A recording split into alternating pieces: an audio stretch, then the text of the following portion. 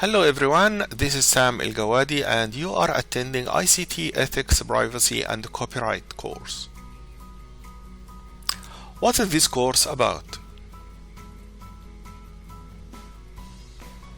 This course describes the skills and knowledge required to maintain professional and ethical conduct,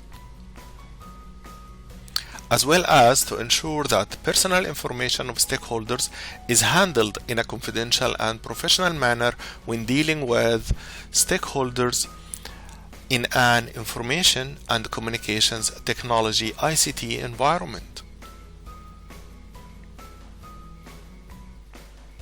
Why we need it?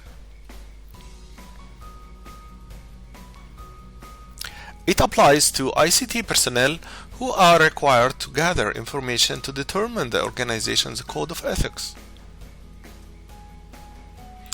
and protect and maintain privacy policies and system security.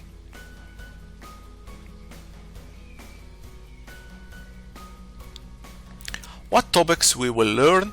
Protect intellectual property, contribute to copyright policy, protect rights of stakeholders, contribute to privacy policy, maintain privacy policy, and other topics.